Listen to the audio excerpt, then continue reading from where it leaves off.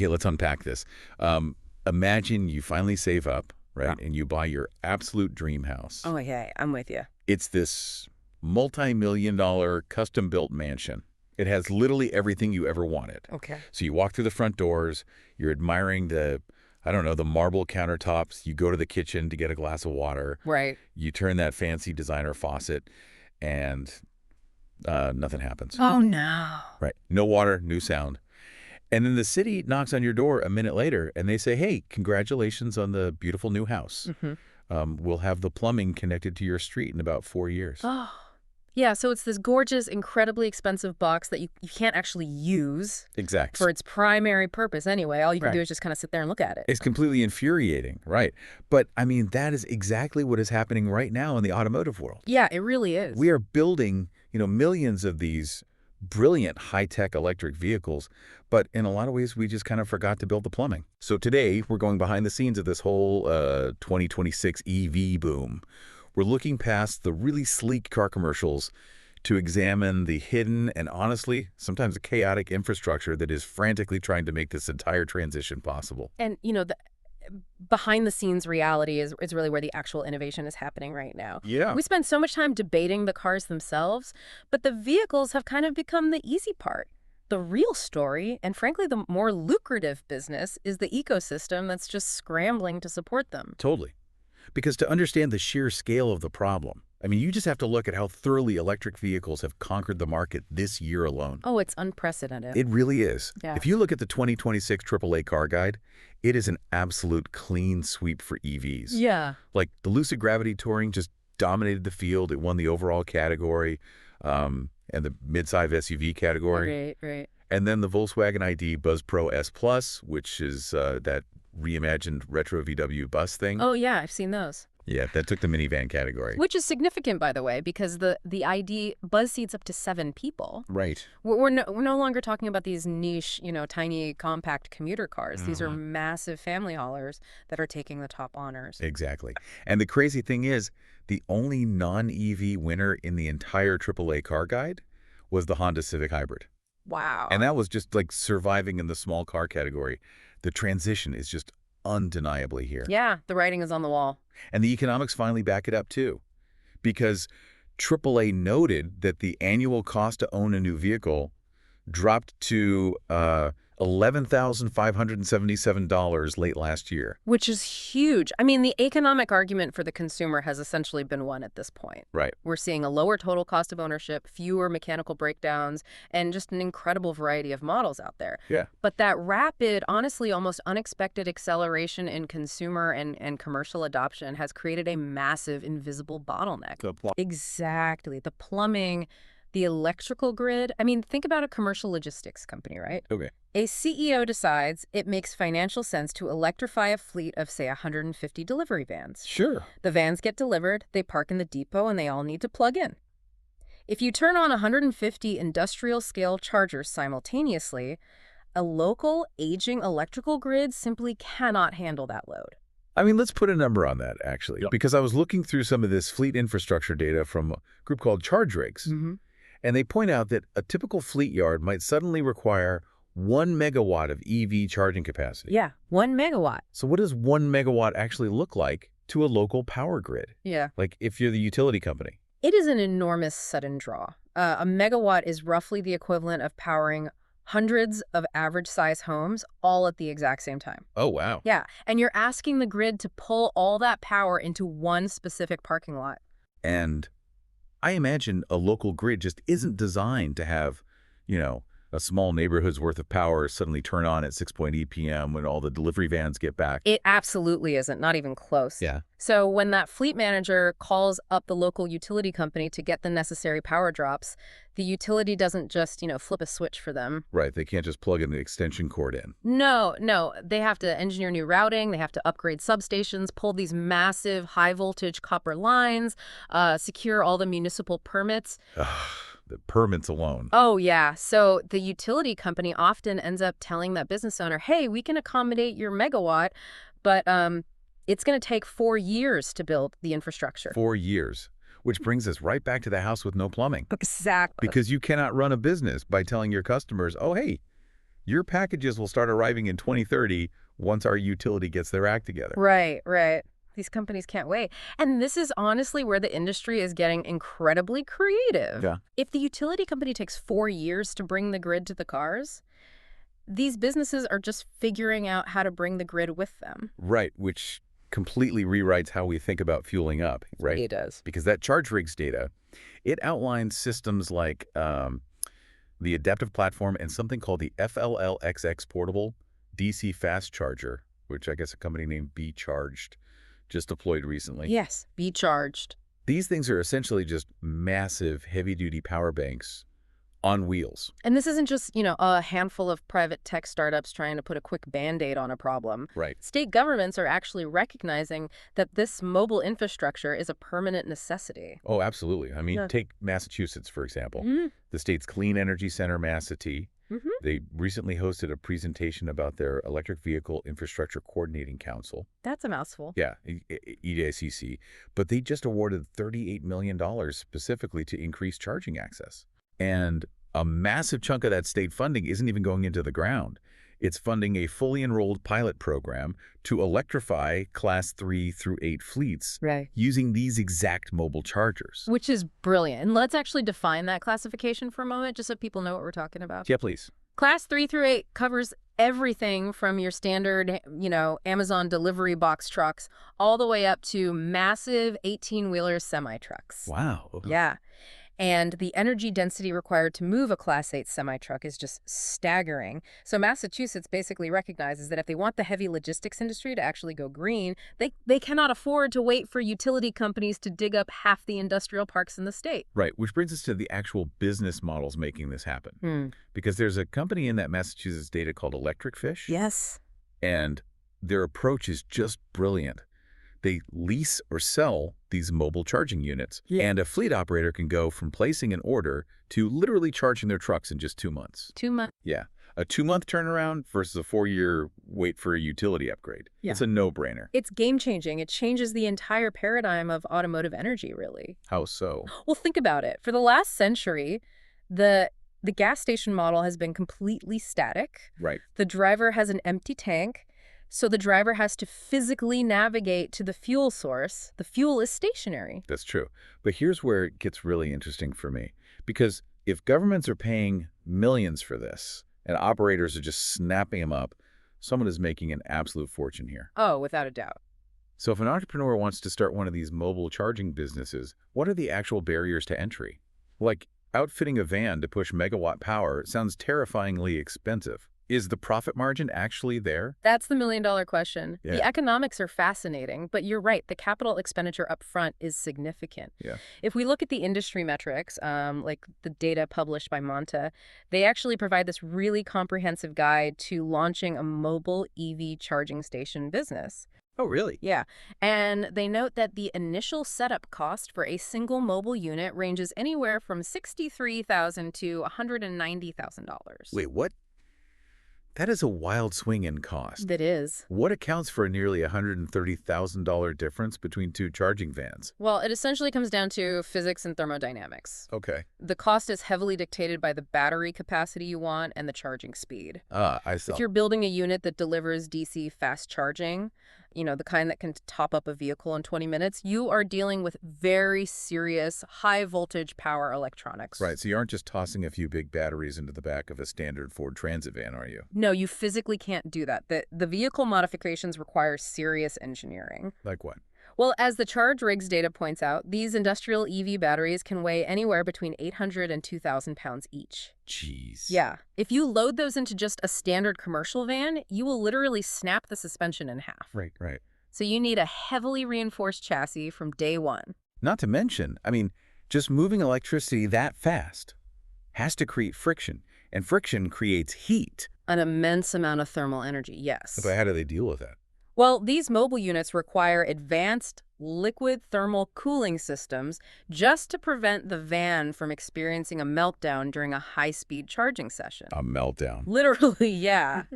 You are essentially driving a high-voltage power plant over potholed city streets. So the mounting hardware also has to be incredibly secure just to survive the daily vibrations. Wow. Okay, so let's lean into how you actually make money with this then. Because earlier you were mentioning kind of the food truck model, right? Yes. And that analogy just feels perfect here. Yeah. A traditional brick and mortar restaurant has to pay rent, they stay in one place, and they just hope the customers come to them. Right. But a food truck has no permanent infrastructure. Yeah. It physically chases the lunch rush. Exactly.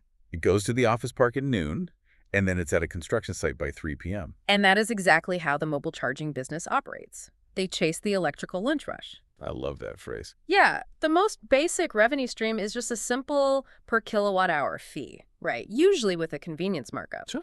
But the real, reliable, predictable profit is in B2B fleet subscriptions. Oh, B2B. So instead of a company building their own chargers, Yeah, they literally just hire the electricity food truck. precisely. They partner with a mobile operator who charges a flat monthly subscription. So the mobile charging van arrives at the logistics depot every night at, say, 2:00 a.m. Okay. It hooks up to 50 delivery vans, charges them while all the drivers sleep, and then it drives away before the sun even comes up. That is so smart. Yeah. No utility permits, no construction delays. The infrastructure is just entirely fluid. Yeah. And it's not just for commercial fleets either. The AAA Car Guide data actually highlights emergency roadside assistance as another huge growth area. Oh, right, because they're doing a pilot program right now, aren't they? Yeah, AAA is running a pilot in cities like San Francisco.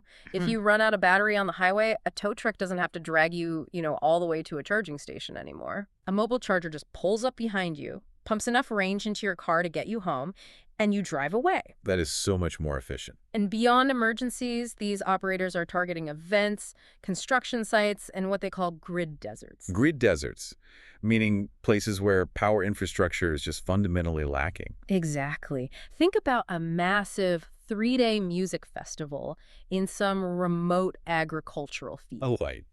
You are never going to convince a utility company to build a permanent multi-million-dollar electrical substation for a field that gets used, once a year? Yeah, they'd laugh you out of the room. But you're still going to have 10,000 attendees showing up in EVs who eventually need enough juice to get home. Wow. Or even a disaster relief scenario, honestly. Yes, exactly. When a hurricane takes out the local grid, fixed charging stations become entirely useless. They're just dead metal. Right. You need agile power that can physically drive into the disaster zone. Which honestly proves that this isn't just a temporary Band-Aid until the grid catches up. I mean, human energy needs are inherently dynamic. Very true. So mobile EV charging will probably remain a permanent and highly profitable fixture because it just has that unique ability to physically travel to peak demand. It will. It's not going anywhere. So we've talked about how we radically altered getting power into the cars, but we really also have to talk about how we protect the asset. Oh, boy. Yeah. Because the financial plumbing of the automotive world is going through a bit of a crisis right now. If we look at the 2026 market outlook from Carmody in the Philippines, the insurance industry is basically having to rewrite its entire rule book from scratch. They are. The actuarial math for an electric vehicle is completely detached from the math of a traditional internal combustion engine. Right. They are just fundamentally different risk profiles. And it changes the economics of ownership completely. Because that Carmody data points out that your standard comprehensive car insurance is basically obsolete if you drive an EV. Yeah, it won't cover what you need it to cover. Right. It's actually common for standard policies to specifically exclude the battery or the electronic control units or even the charging cables. Which should frankly terrify any EV owner. Yeah. Because if your policy excludes the battery, you aren't really insuring the car. The battery is the single most expensive component of the entire vehicle. So why are insurers so terrified of the battery? Like, what is the actual mechanism driving that risk? Well, if we connect this to the bigger picture, it really comes down to physical placement and chemistry. Okay. In most EVs, the battery pack is built completely flat into the floor of the chassis, right? To keep the center of gravity low. Oh, right. The skateboard design. Exactly. So in a gas-powered car, if you scrape the undercarriage on a steep driveway or a bad speed bump, you might, dent the oil pan. Right. It's annoying, maybe a few $100s to fix. Right. But in an EV, you are scraping the actual armor that protects the lithium cells. Oh, wow. Yeah. And if that scrape compromises the hermetic chemical seal of the battery casing, moisture can get in. And moisture and lithium do not mix. They really don't. This brings in a severe risk of thermal runaway, where the battery can basically spontaneously catch fire days later. Days later. Yeah. And because insurers cannot easily verify the internal integrity of a scraped battery without taking the whole thing apart. Which is super expensive. Exactly. They often just take the safe route. So what looks like a, $500 cosmetic dent on a gas car frequently results in the insurance company just writing off a $50,000 EV as a total loss. That is insane. But I guess it explains why flood damage is such a massive concern in places like the Philippines. Absolutely. If the water level reaches the floorboards, the risk of chemical compromise just skyrockets. Right. But it's not just the parts that make the repairs expensive, is it? No, not at all. The labor market is entirely squeezed right now. How so? Well, EVs actually have far fewer moving parts than gas cars. Right, no pistons, no spark plugs. No transmission fluid, exactly. So routine maintenance drops to almost zero. But when they do crash, the repairs require highly specialized high-voltage training. Oh, right. And there is a massive global shortage of skilled EV technicians right now. Just basic supply and demand then. Yeah. If there are only 2 mechanics in your town qualified to fix a high-voltage system safely, they can charge whatever they want. Pretty much.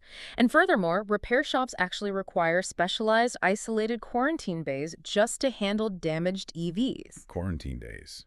Like a hospital. Essentially, yeah. They have to isolate the vehicle to ensure that if a damaged battery does go into thermal runaway and catch fire, it doesn't burn down the entire dealership. Wow, I never thought of that.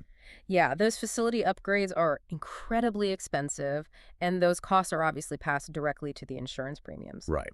Because of all these unique risks, the data highlights these crucial add-ons that are essentially mandatory now if you buy a policy.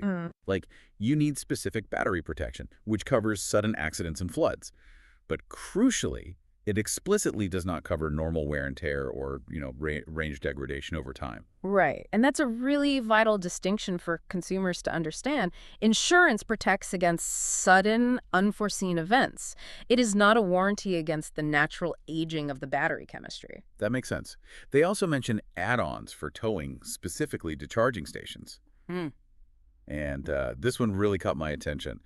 Coverage for your home charging station. Yeah, that surprises a lot of people, but it makes complete sense when you examine the hardware. Really? Yeah, your home charger is essentially a high-voltage industrial fueling appliance that happens to be bolted to the wall of your garage. Okay, when you put it like that. Right. It is susceptible to neighborhood power surges, electrical fires, or even theft. Theft. Who steals a charger? Well, the thick copper cables attached to those chargers are quite valuable on the scrap market, unfortunately. Oh, of course. Wow.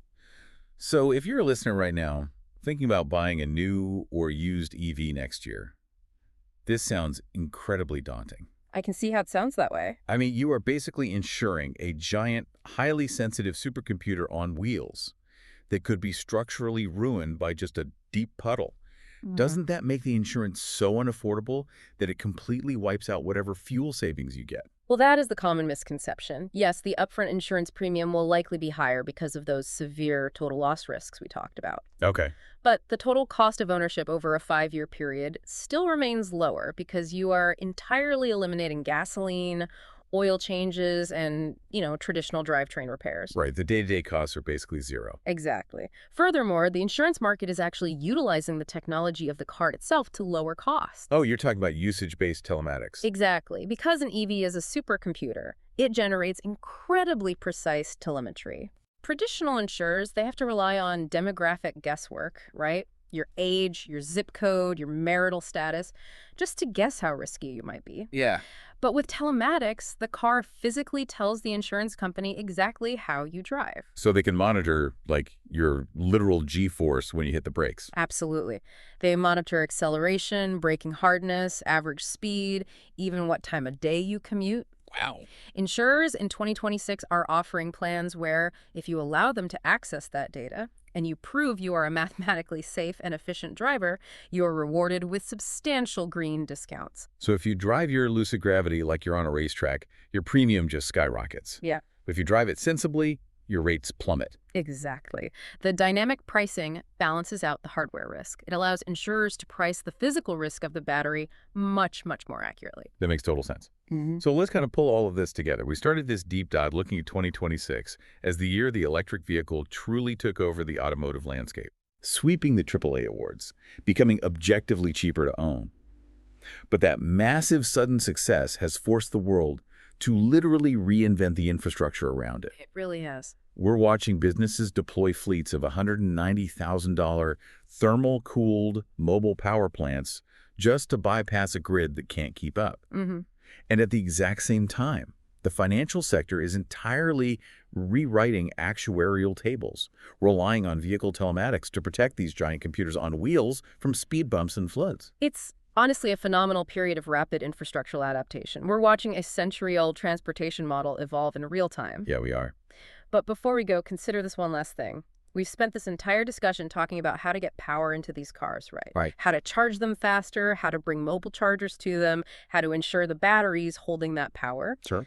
But if you look closely at the engineering data from sources like ChargeRigs, a technology called bidirectional charging, or V2G vehicle-to-grid, is becoming standard. Oh, meaning the electricity can flow both ways. Exactly. What happens when millions of massive mobile batteries suddenly have the ability to send power back out? Oh, wow. Imagine the next massive citywide blackout or a natural disaster. Instead of relying on a distant, vulnerable power plant, a fleet of electric delivery trucks and mobile chargers could be deployed to a neighborhood. Yeah. But they aren't there to deliver packages. They plug into the local grid and become a decentralized modular power plant. Just keeping a hospital running or keeping a whole neighborhood's lights on. Exactly. It's a completely decentralized power grid, and it's parked right in your driveway. That is wild to think about. So something to think about the next time you see an electric delivery van rolling through your street. They aren't just using the grid anymore. They are the grid. The plumbing is finally built in. I love that. Well, thank you for joining us on this deep dive. Until next time, keep questioning how things work behind the scenes.